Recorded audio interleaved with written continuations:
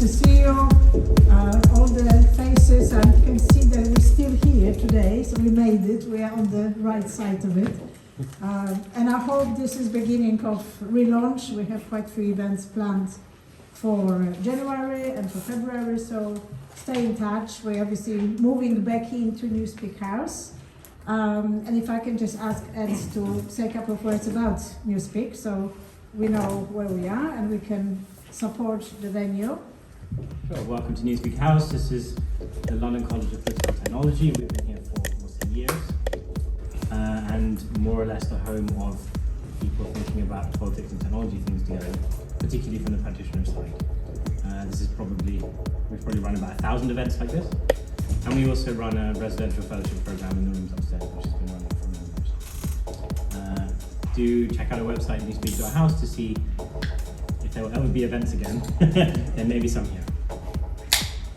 And also, if you know people who work on the edge of politics and technology, this is the place to be, and you can apply for fellowships, and also you can become a member and support the activities. So that's from us, and I'm very excited to welcome Raul Espejo and Richard Barbrook, who's going to be chairing the event today. We are beyond excited because Raul came all the way from Lincoln, and he hasn't left Lincoln for a while, so we're feeling very special. And I hope we'll have a wonderful evening. Richard will say a few words about what's the plan, and then we have a little panel at the end. So enjoy.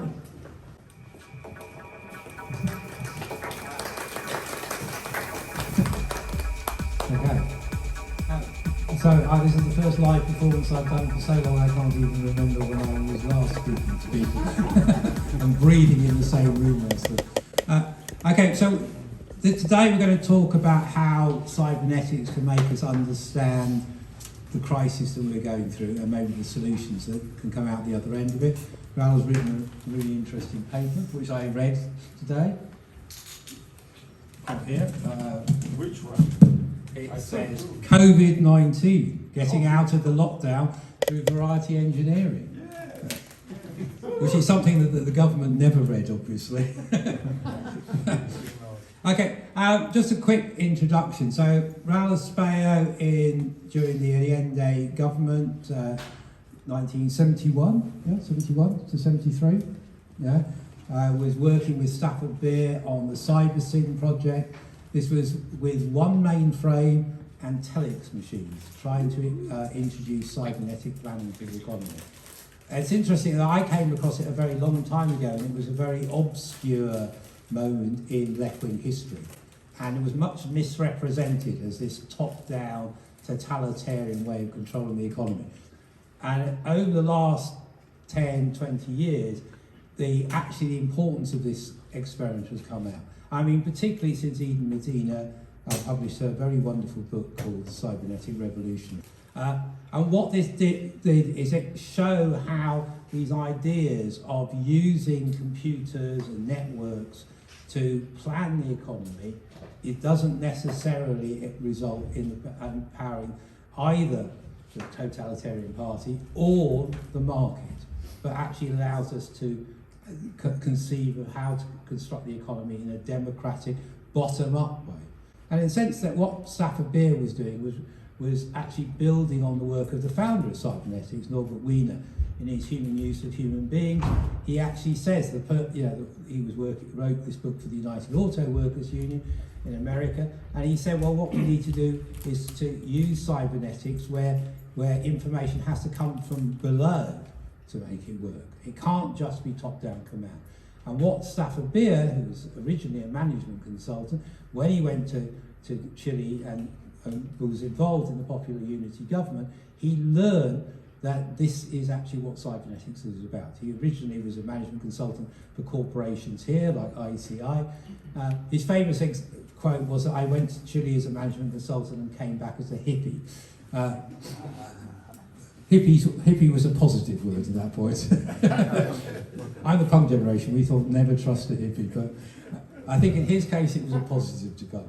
And this is now, Cybersyn since then has become, partly as a proof of concept, that it actually shows that we can use these technologies in a more progressive way, which is he produced this thing called the viable systems model, which solves the basic problem of how do you create some form of participatory democracy outside of the small group.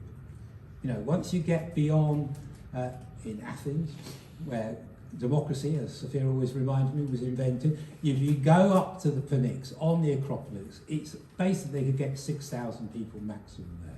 And even with 6,000 people, you can't get all of them to participate. And one of the great things about Beer is he worked out a way of doing, through a reiterative delegation, that you could actually start to plan on a national basis, or maybe even on a continental basis. And so Raul, since then, has been working on his experiences. He worked with Stafford Beer, with Cybersyn, and has published a series of articles and books about how we can apply these lessons as we progress. And now, after the military coup against Allende in 1973 is often seen as the founding moment of neoliberalism. This is when we had, humanity had this choice about going down this path of some participatory socialism or towards a neoliberal dictatorship. And I think we need to think about this, about how we can use these technologies, if we can, not in the top-down method like in other countries, but how we can use them in a democratic way. And this is what Raul's paper produces, and hopefully we can now hear from himself about how we can use these cybernetic technologies to actually control not just our response to the pandemic, but also to democratically create a more human society. Thank you.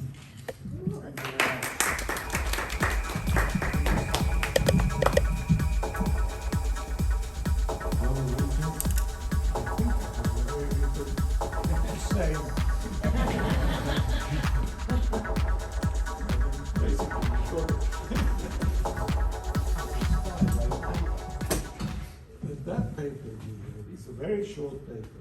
I like the double loop. The double loop, yes, I will talk about that.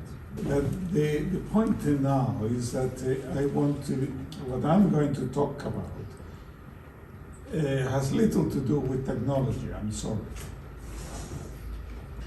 Because in general, I'm trying to understand better the way in which cybernetics can help policy processes. And that's where I'm going to say a few words about them.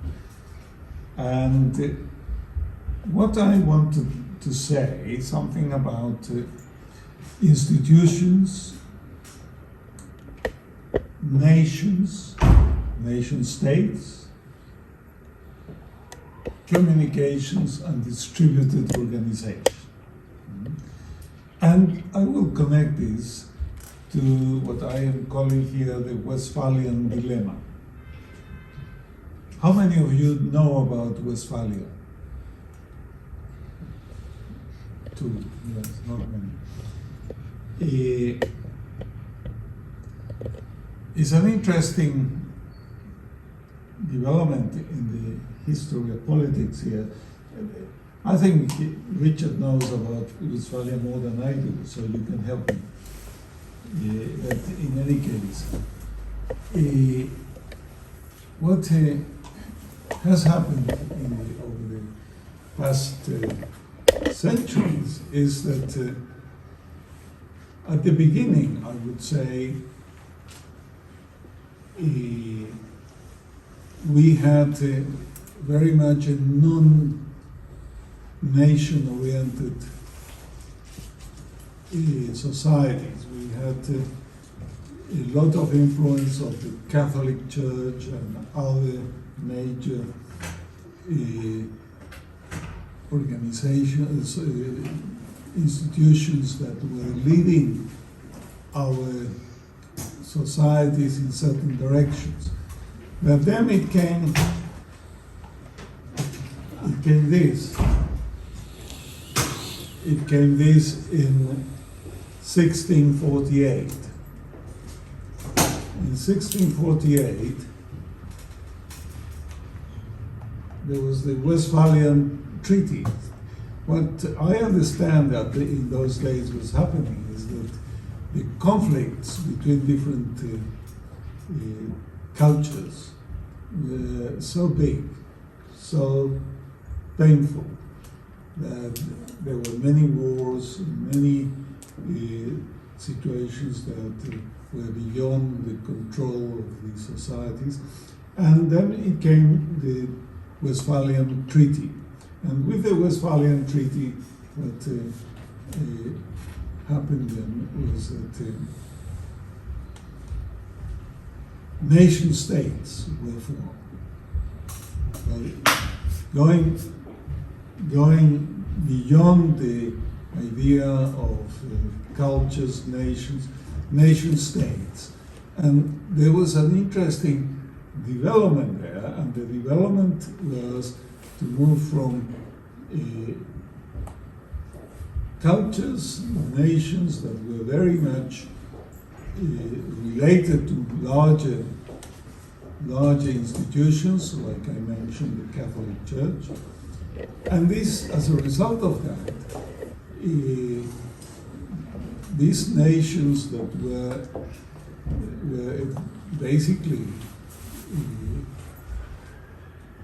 autonomous within those frameworks, eventually got the go ahead to become independent nation states.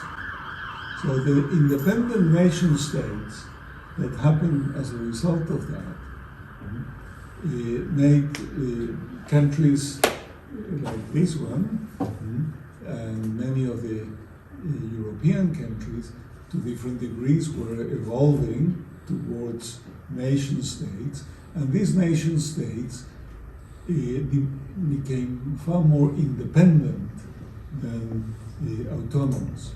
So they were running their own business, they wanted to work out their own policies, and whenever someone got involved with them, the situation became more difficult. So that was in 1648. Obviously, I got it wrong. Right, I hope this can be read. A discussion of global and local responsibilities and issues. So that is at the core of what I want to talk about. COVID-19 has highlighted a pandemic which affects the whole of humanity at the same time that affects individuals, families, communities, nation states, making more likely the emergence of nationalism and populism. So that's one development that came from the beginning of the Westphalian Treaty. The same issue, COVID-19, requires responses at multiple levels, from the individuals dealing at the personal level with the viral infection, to families responding to quarantines, to localities experiencing spikes of contamination, to communities confronting economic restrictions.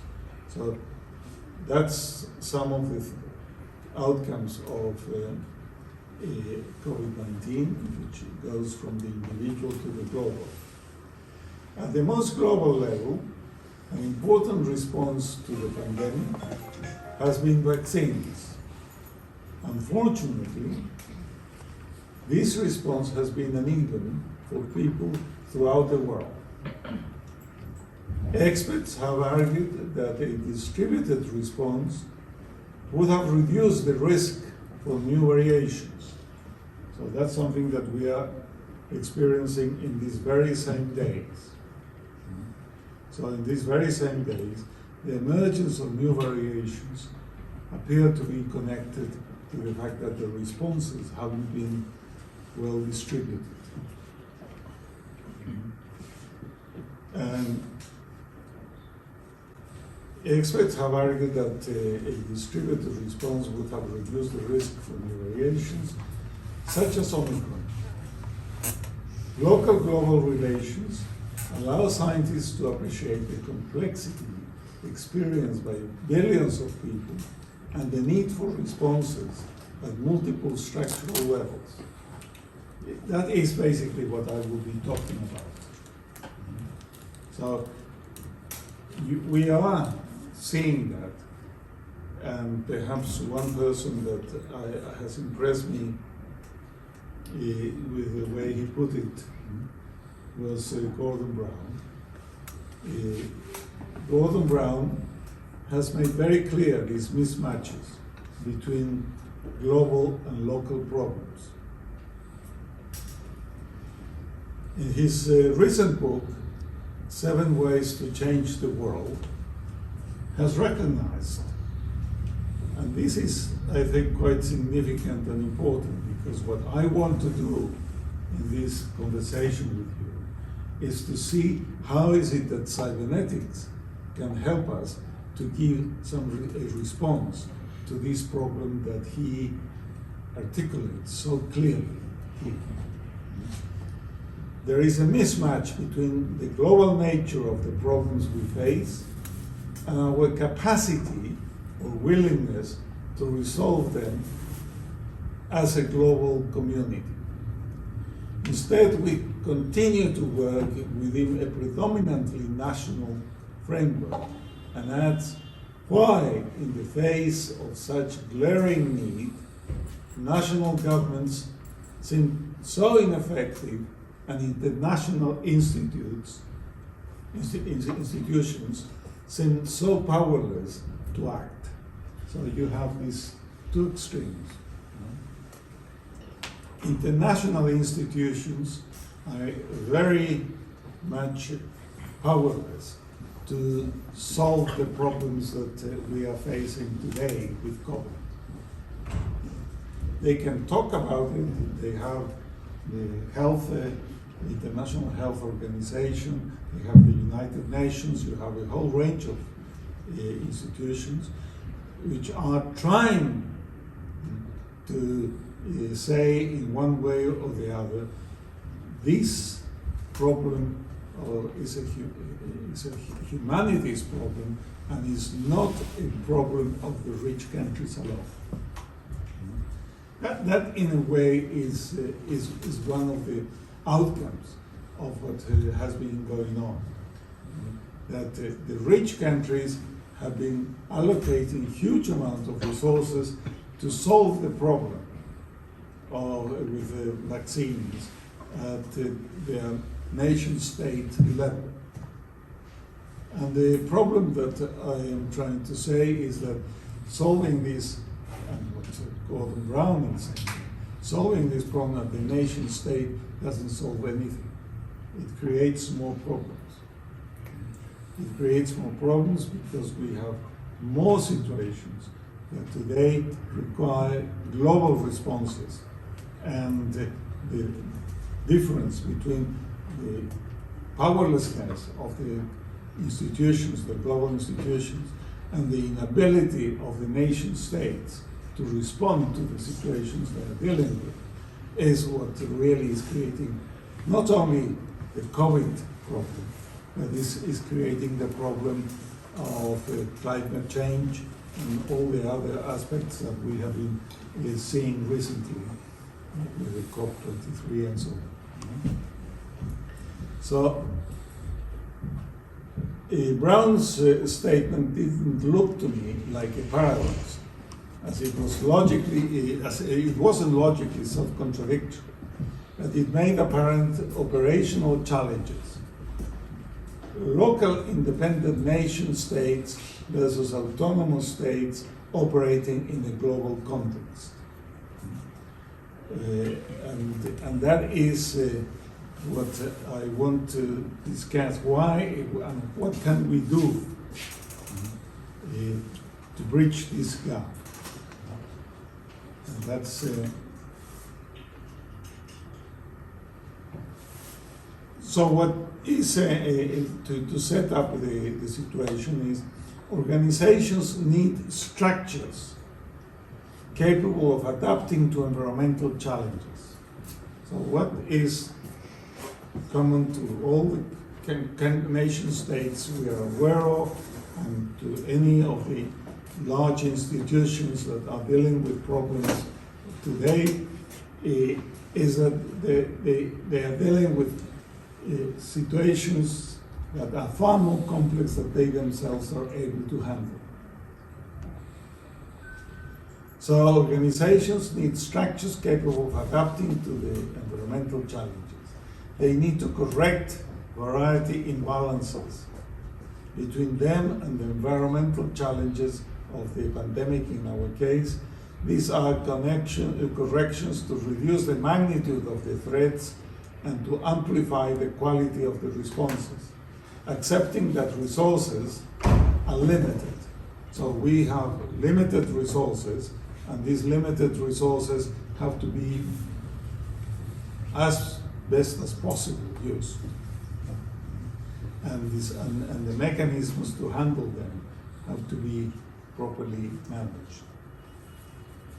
This requires effective organization of multiple recursive structures with distributed adaptation and cohesion at multiple levels of complexity. And that is what I'm calling now, and I will be referring to a recursive structure. And this idea of recursive structures come very, very strongly from Stafford Beer's work, and in particular of his work about the viable system model.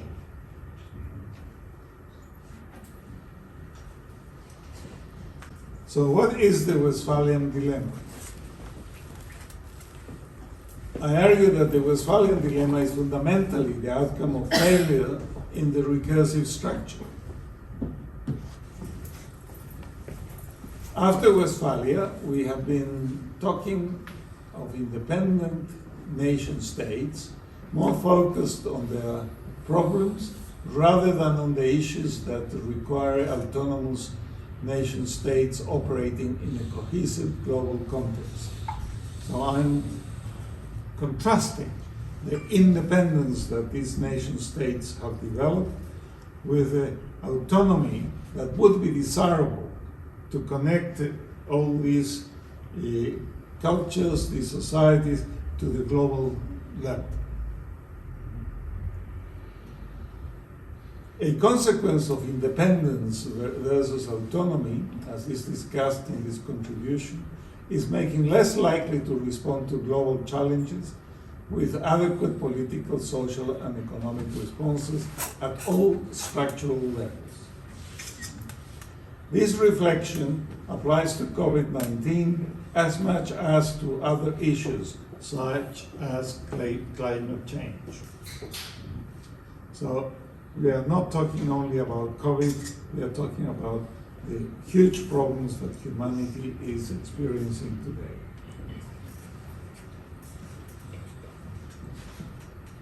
So originally, the idea, what I have just said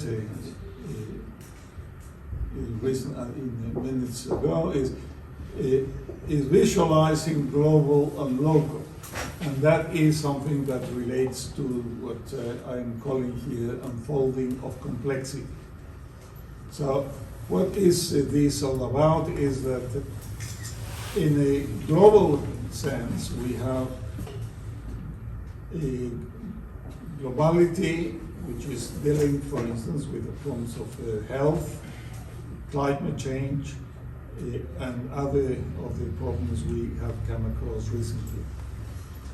And at the same time, what we are expecting is that within this global level, there will emerge certain autonomous systems that will take care of whatever problems they may be experiencing. And that happens at multiple levels. So it's autonomy within autonomy within autonomy, what I call a recursive structure. So, but one thing that is clear to me, and I think you will agree with me, is that we cannot expect that an institution such as the United Nations will be able to manage in a cohesive way all the multiple autonomous units within autonomous units that this structure implies. So clearly the United Nations or the World Health Organization, or as I will use some examples about energy, the International Agency, are all very interesting institutions that have good deal of thinking behind their work and so on, but clearly they don't have the capacity to produce cohesion and to bring together all these nation states into their own policy interests. So this unfolding that I'm describing here seems very nice and tidy, but is useless. No, it's simply not the way our societies work. So that's what I want to. And here is where I want to just very quickly offer a Stafford Beer's viable system model. Now this model is one that was behind our work in Chile. It has been behind my work ever since. And what this model is all about is about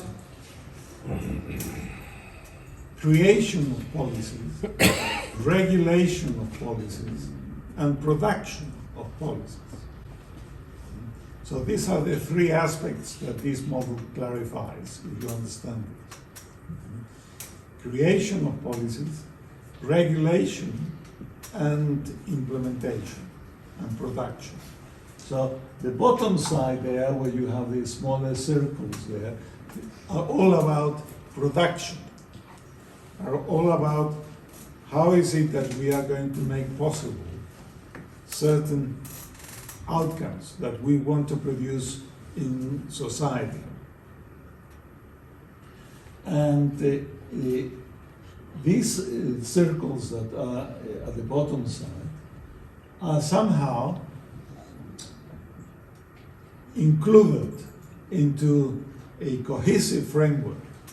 And this is what I'm calling their cohesion, which is relating all these autonomous units that are producing whatever we want to produce, bringing them together in a cooperative, coordinated function. So coordination there is about cooperation, is about bringing together aspects that we want to bring together to make things happen at a wider level. It's all connected to trust. How is it that we build up trust in different organizations and societies so that people do believe that very little about cohesion is happening and people are losing trust in all these ways in which the government is running, and is that you have the little circles down are implementing the policies, the cohesion function is bringing them together into cooperation and trust, and then you have capacity, that you need to have capacity to create policies, and these policies are here intelligence and cohesion. Intelligence is all about understanding what the problematic environment is about. So the problematic environment is the one in the case of COVID, which is generating all these variations of different viruses and making health a very difficult problem for societies at all levels. So that is very much what is happening in the problematic environment, that we need to have capacity to understand that, and there the capacity for that is what I'm calling intelligence. And then you need to have, in addition to intelligence, the capacity to run the production of the policies, which is cohesion, and to balance the two things, to balance the outside and then, and the inside and now, you need to have policy making. So this is the basic model that, now this model is very, very useful, very good when you're dealing with situations that can be recognized as highly or with great degree of cohesion and capacity to come together. But as I started saying, the notion of autonomy within autonomy within autonomy, which is what is in there, is a notion that is a very optimistic one.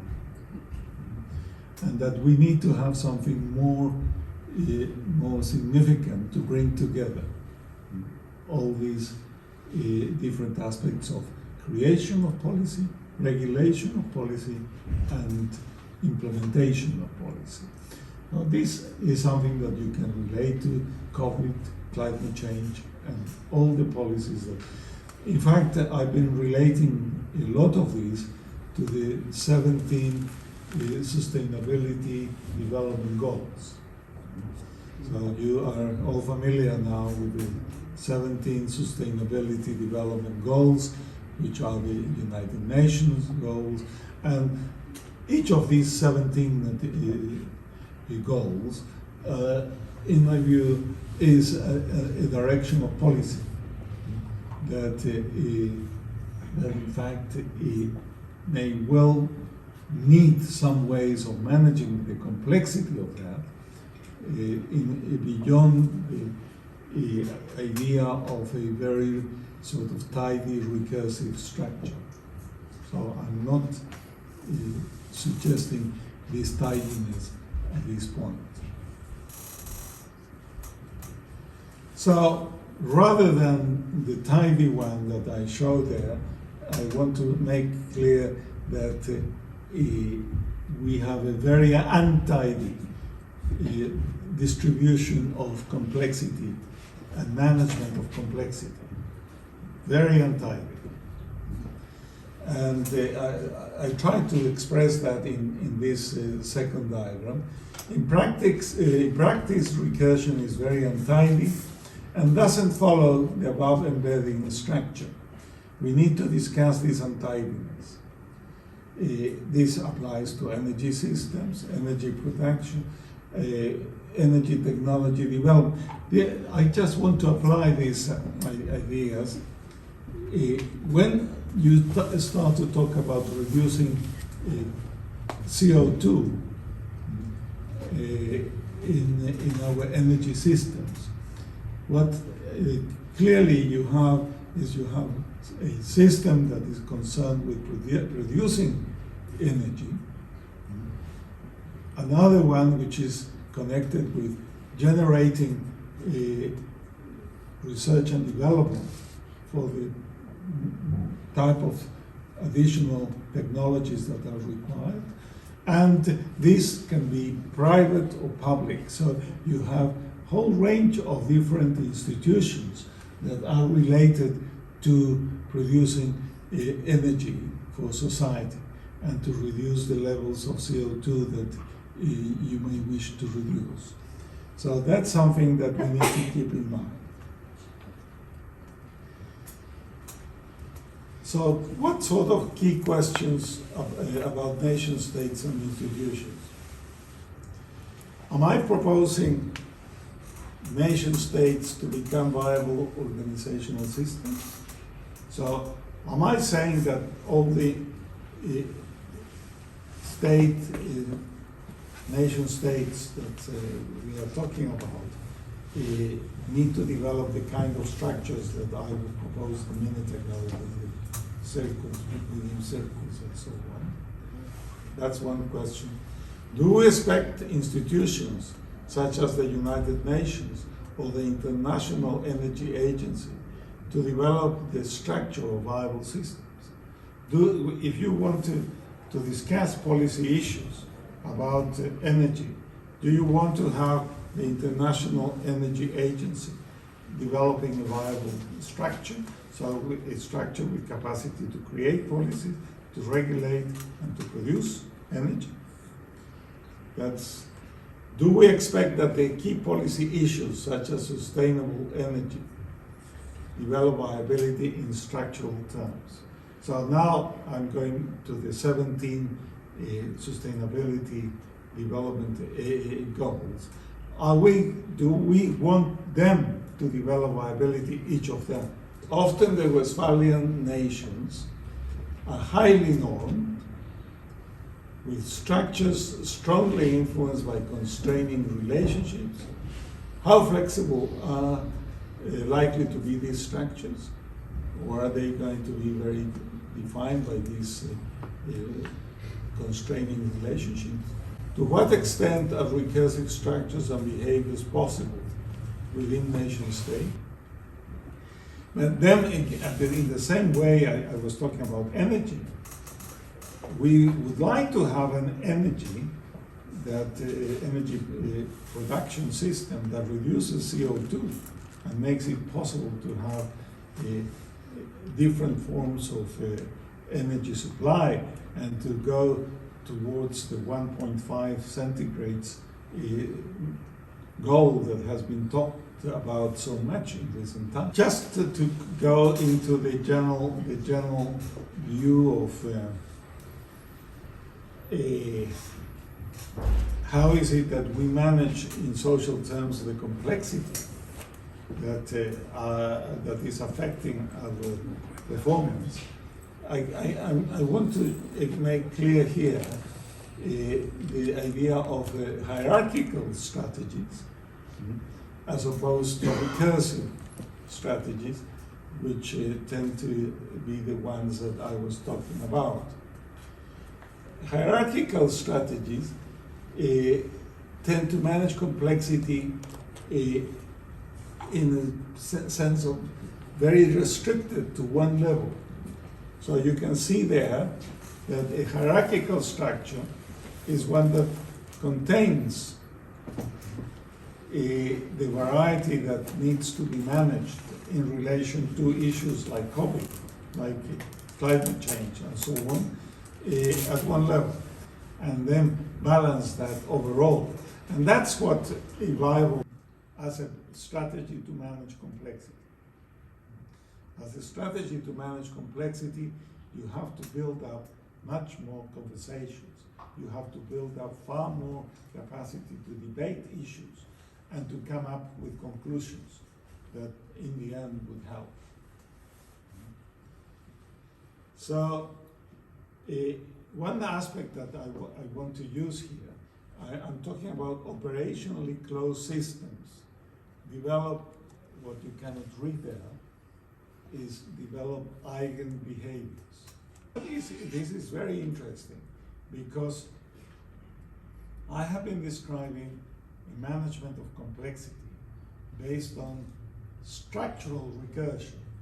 So is the recursion of autonomous systems within autonomous systems within autonomous systems. However, there is another kind of recursion that is crucial for our learning processes. And that is what you could consider is creating meanings. So it's the process of creating meanings and making possible that people express their views and interests in a way that is more and more increasing the understanding and building up the meaning of a particular situation. For instance, if I mention the city of London, now the city of London has infinite variety. Yes or no? The city of London has infinite variety. It is a city that has, just before coming here, I was walking along the different streets here and seeing what an extraordinary set of variety you find there. So that is the city of London as what I would call a system.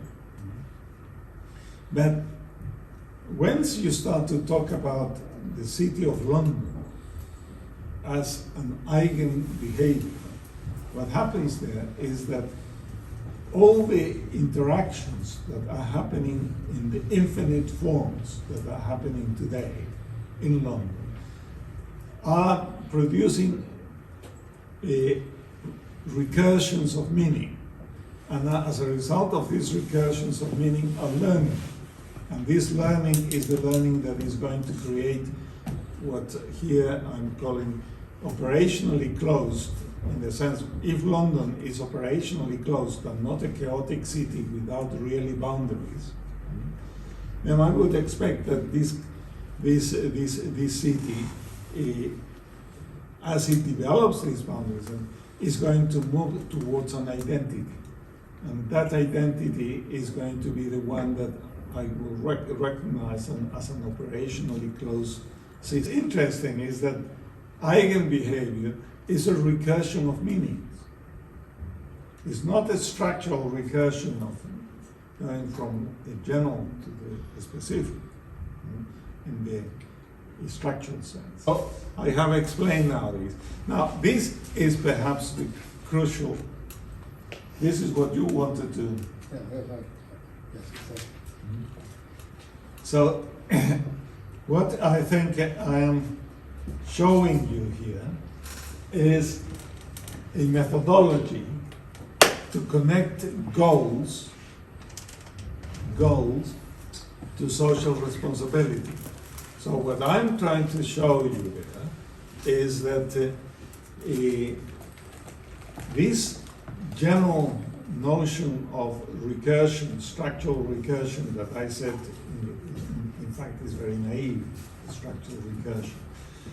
And this notion of eigenbehavior, structural, the idea of having meanings being formed through processes of learning.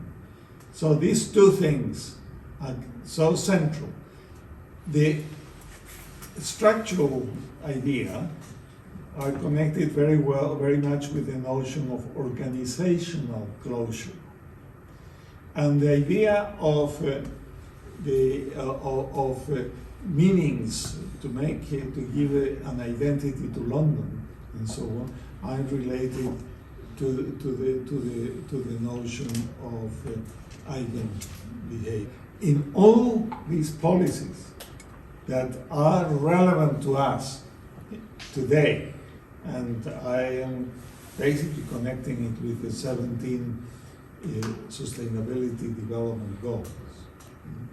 But each of them is one that needs to have some degree of structural recursion, some degree of learning, and that is the interfaces between the two that we need to understand how to work with. And in this diagram, what you can see is that we observe social issues, social responsibility, participation. And these generate what I call here in the methodology names. Names for constructs in focus. So I want epistemological and ontological constructs of public-private sources. So, and related to this naming, I have two loops. The first loop, the black loop there, is what I'm calling ontological social constructs. These are organizational systems as meta-subjects, values and principles. So what I'm trying to form is a name for the social system that we may consider to be the problem of health in humanity. And what next comes there is improving the cybernetics of social constructs. And that's what I call inclusive participation and conversations. This is a very significant aspect, because what I'm saying is, however bad the structures of societies are, however poor are the structures of our nation states, if we start to look at them and try to form out or to work out situations where their structural recursion is improved, is somehow developed, and through improving the cybernetics of social constructs, what we are trying to do is to have more inclusive participation and conversations. So what we are trying to do is to bring people together in the discussions of these issues, policy issues. At the same time, in the outer loop there, what we have is the organizational systems that we want to discuss as issues for learning. So the issue of health, the issue of climate, and so on. And these are systems as epistemological constructs, and essentially what they are bringing in is interactions, self-organization, and correcting variety imbalances. Is that the inner loop is trying to improve the structures of the organizations, of the organizational systems that we are interested in. And the outer loop is trying to improve the quality of the issues. Is trying to improve the quality of the debates and discussions of the issues. And what these two things are interconnected. So there is reflexivity. There is reflexivity between the two. So as we improve the structure of the organizations that are producing the systems that we are interested in, such as health systems or climate systems and so on, there is on the other side a discussion of what is the content of these policy issues. And the content of these policy issues are basically discussing what are the connectivities, what are the issues that are interesting to discuss about the aspects of health or the education or whatever of the other 17 sustainability development issues. And what happens there is that as these debates are happening, what we want to have is a better inclusion of the organizational systems that are building up these meanings. So, as I explained before, you have on the one hand, organizational closure. On the other hand, you have operational closure.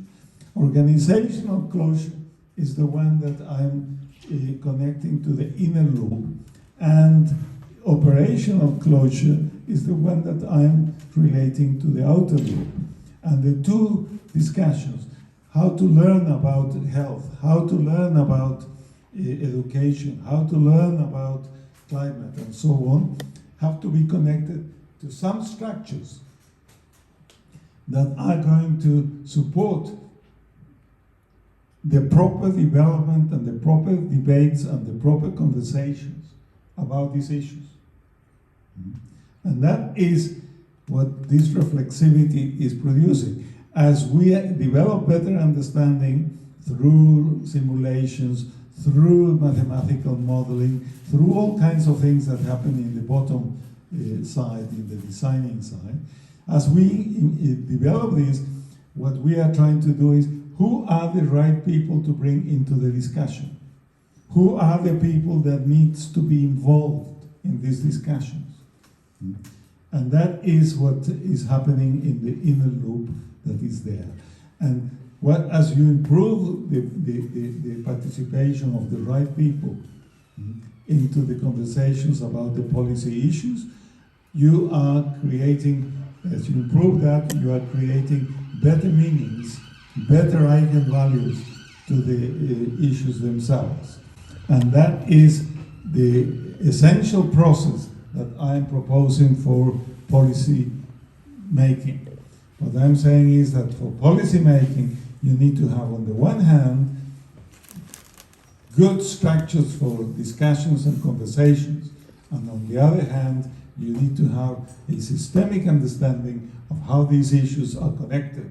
And these are the aspects that can need to influence the participation of people, and at the same time the participation of people needs to build the understanding of the issues. And that is where you have the two aspects. You have the aspect of learning and the aspect of structure. So the two things are coming together through this methodology that I'm proposing here. We have pizza waiting, so we're not done. I think we're going to get over in 10 minutes. It's too complicated. And there are a lot of complexities. Exactly. A lot of people want to ask questions. Okay, this was amazing. I'm glad the Bible system model fits It into. comes into the black law. You name the system, you look at the relations that are required, and you start to work out how to improve the participation. So that is what I will connect to Bible. But the outer loop, no. The outer loop is more connected to policy issues. That bit that bit is all, the Bible system. The outer loop, the arrows with the white there, are very much connected to creating meaning. No? Okay, my second question would be that we have had in the last 2 years a very Westphalian nation state. Okay, it was founded 300 years after the Treaty of Westphalia, the People's Republic of China, which actually has managed to use these cybernetic technologies to suppress COVID. I mean, they've used tracking and tracing, mobilisation of the population. David Goldman of Asia Times, an American neoliberal, says it's the first example of the success of the fourth industrial revolution, because they've used big data, AI, to track and trace and suppress. But this is much more Leonid Kantorovic's top-down cybernetics, not Stafford Beer's bottom-up. That's exactly what I meant. So I'm just saying, does this mean that our vision of cybernetics, which is cybernetic communism from below, rather than some form of cybernetic Stalinism from above, is failed? What I see happening in the Eastern countries is a very sort of autocratic type of approach. And what I see them is that they can reduce the variety of the problems by simply not allowing people to express their very, very personal expressions of freedom. So that's what I think. As a result, if you are dealing with an issue like COVID, you need to have more control of the situation, and in that sense, the whole notion of hierarchy becomes more significant. But if you have, as it's happening in Western Europe today, that different countries are saying, no, we don't want to be imposed how to run these things, then you start to see that the situation is far more complicated. When your previous diagram, the earlier diagram, had trust as a key thing. Key. And it seems to be one of the things I've been talking to people either living in East Asia or after me, and they say the key difference is that neoliberalism, after 40 years, has undermined people's trust deliberately. It's a deliberate move to undermine trust in the state system. Welfare, I mean, obviously not the security and police system. It works in certain conditions, but in aspects of the pandemic, because as the pandemic develops, and we don't know how it's going to develop, because all the variants that are emerging may make all these hierarchical structures very, very inadequate. Okay. Well, She has a question. yeah. I think Eva has been. Yeah, I've got one question. I mean, this is fascinating for me because I'm, a child of cybernetics, brought up in Eastern Europe. My dad ran very large organizations for the communists until he changed tack and ran very large organizations for the capitalists. Equally well, I think. But what I was trying to ask you, I remember the work of Jonas Kornai, who I had the pleasure of meeting as a very young girl, and he came up with this assessment of command economy as a persistent shortage economy, which was just naming what was there. There was persistent shortage in 70s, 80s, even small core elements of society needs like baby milk was not available. So that was the shortage economy as Kornai described it. But I'm sitting here and my day job is e-commerce, and I've been caught in the last 12 months in shortage economy because I can't get ships booked, I can't get manufacturing because they haven't got the staff, I can't get lorry drivers, I can't get anything. So we ended up in maybe not quite as acute shortage, but today I tell you, I had to run from London to get this mince pies for you lot. There is no mince pies anywhere. Right, so it's not the same like baby milk, but there's a shortage of absolutely everything. And a little, few more runs. So my question is, are we talking about system differences? Are we talking about logistics issue? Because the system, command economy responded really badly to logistics issue and pricing issues. Capitalist system was kind of bumping along, but it's not responding well at all. It's just not responding. So where are the key differences, and how do you think the viable model could be applied to unpack what we've got now and get us some mince pies? Eva, you don't expect me to answer that question, do you? No. I can only tell you that here, this diagram that you have in front of you there, is the outcome of what I've been working in. 6 relationships, and these relationships, you can see the numbers there, and these relationships are the ones that somehow are increasing the possibilities for good performance, are increasing the capacity to develop the system, and all of that, which when you have situations like the current post-Brexit situation in this country, you start to see that the shortages that you find there tend to be the outcome of implementation relationships that are not properly developed. And it is apparent to someone with my training that with Brexit, what happened there was that you destroyed a great deal of this loop of cohesion between coordination, trust, and resources allocation. And the result of that is that performance is reduced. So you can do that if you want to do that. If you want to build up a system that reduces the shortages that you have been experiencing and so on, you have to increase the capacity for the system to run its own business and to implement its own activities. And that's what I was starting to say at the beginning. Create, regulate, and implement, the 3 things that this model deals with. So I'm saying the problems you are dealing with tend to be more of implementation type. And the ones that really are of interest in society are the ones of policy creation and policy regulation. And those are the ones that I would love to have time to discuss with you, but I'm not going to do that. So, can you talk about a small-scale example of this in action? Yes. Called the Newspeak House. I would love to know. No, it's a small scale.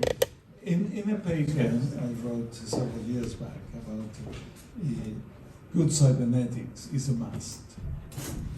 My question was about a successful one, like one that's running, that is good, that has all these features that you want it to have. Well, in that case, you have to read case 2 in my paper. Thank you. Can you hear me? My question is about the complexities that you mentioned and focusing on food redistribution systems and waste distribution systems. We know there have been a lot of projects around the globe about the redistribution of bread in Hong Kong or distribution of waste in Massachusetts and MIT. So we have the technology, we understand how these things can be done. So in the model you're proposing, I'm drawing out trust and audit. So in an imaginary scenario where we can have machines that they can be repaired, and we can have food that can be redistributed and waste that can be reused, how far are we from the model you're presenting? And just to add that little bit of the growing number of softwares in Europe where citizens partake in decision making, for policy making. That is a trend in Europe right now. It's slowly happening. Is what we call requisite variety. So when you have two situations with very different variety, and one has to manage the other one.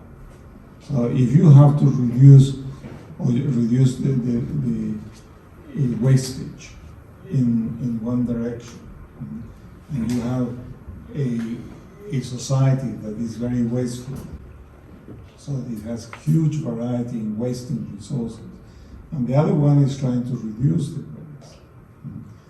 What is happening there is that you have to find ways of reducing the variety of the wasteful side, which to great extent means to increase self-organization and self-regulation within the wasteful side, so that they themselves start to see the point that it doesn't make much sense to waste. And the other ones are very concerned with the issue of increasing the quality of the products that are being offered. So it's balancing these two sides what requisite variety allows you to do. We take another 2 questions.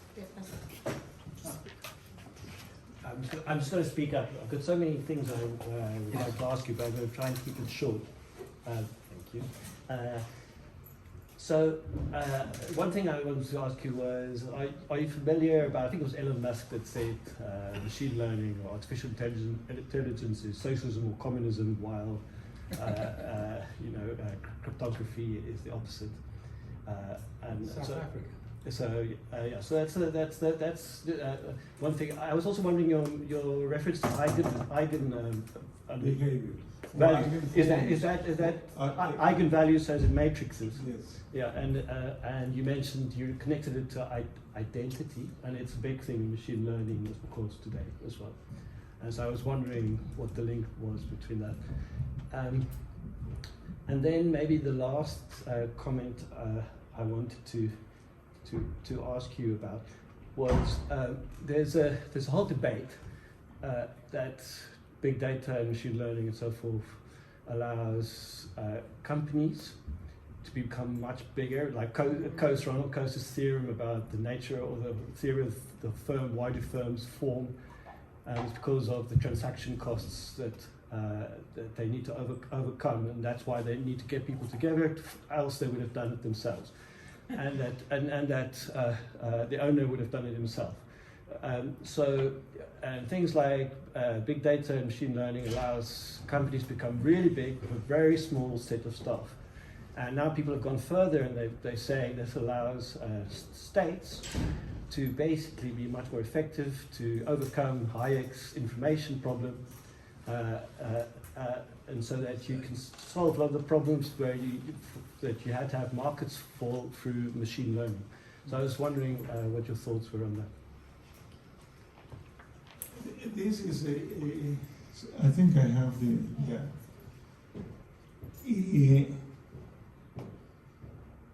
one aspect of big data is that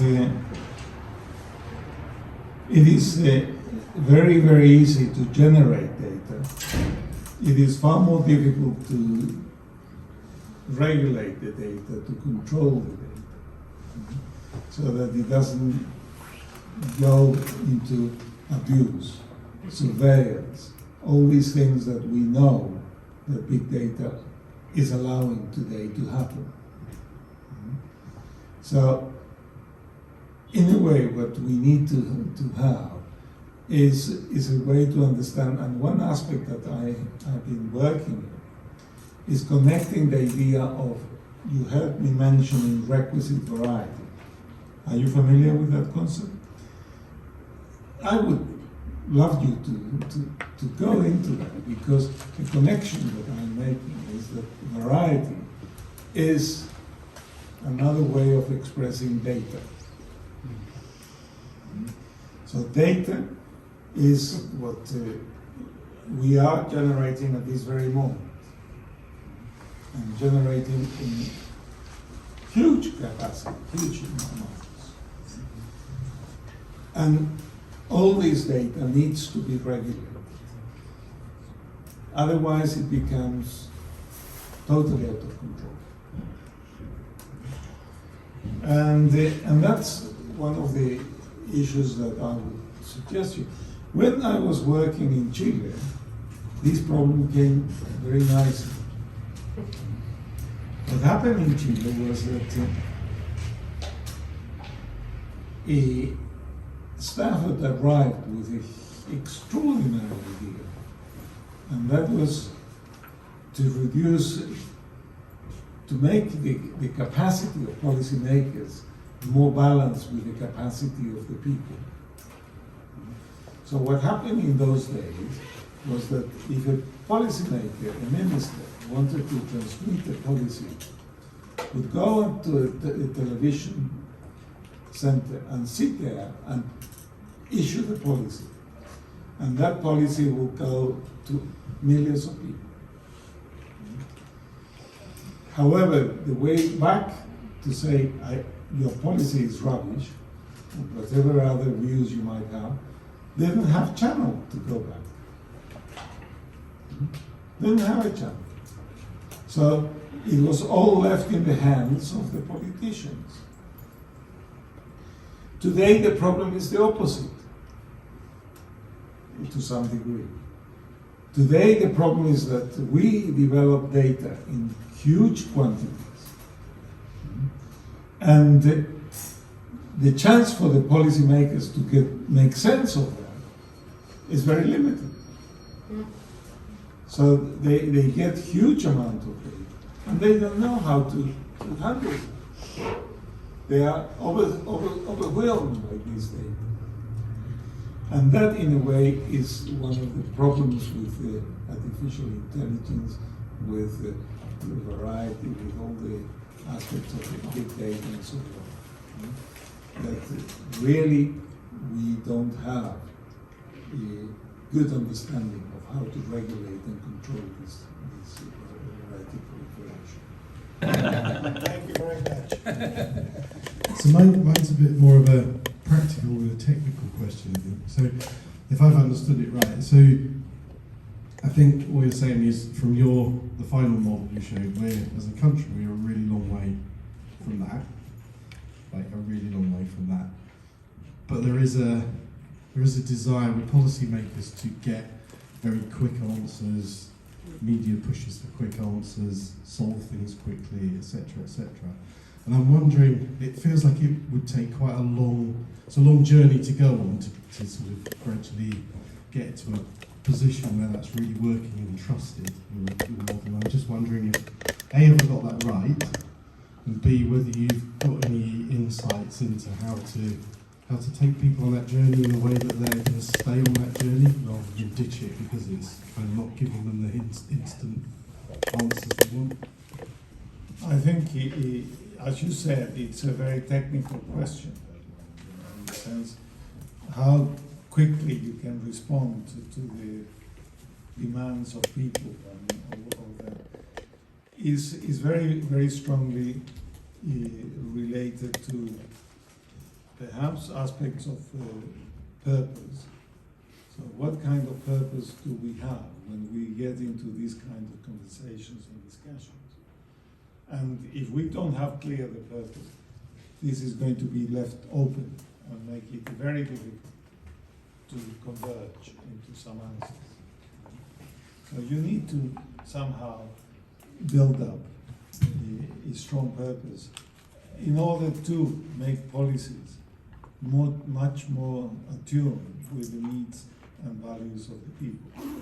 That's all I can say. No more.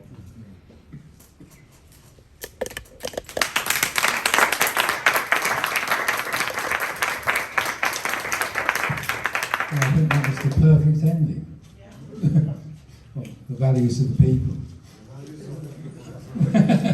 That's exactly a good way to think. Cybernetics from below. However, one thing I can tell you is that all these things that appear to be very soft, airy-fairy, they are not. They are very strong in mathematical terms, and you can make them very, very connected to the problems that today we have with artificial intelligence and all the rest. Well, thank you very much for coming. This was we risked it in December 2021 for an in-person event. Yay! We'll be reconvening next year. Cybersalon will carry on, and I think that was the most inspiring beginning of our next series. I think we should definitely work on this. I mean, this is obviously going to be the key issue of the next decade. It's about how we've moved beyond the neoliberal paradigm. As people have pointed out, the whole Ludwig von Mises calculation debate. We're beyond that. Fine. I always remember when I first met Eva. She said the problem was in the East they didn't have the computers or the telephone systems to make it work. Well, we can make it work. It's been shown that you can do this top-down cybernetics. The question, I think, the key issue now is how can we make bottom-up cybernetics work? Build up trust. These two words, trust and audit. I mean, if you're in a Confucian society, exactly. The Confucian society, you have the mandate of heaven, people trust you. But we come from a different political tradition where the general will has to be expressed. More democratic cybernetics. Absolutely. Thank you very much. We need to think.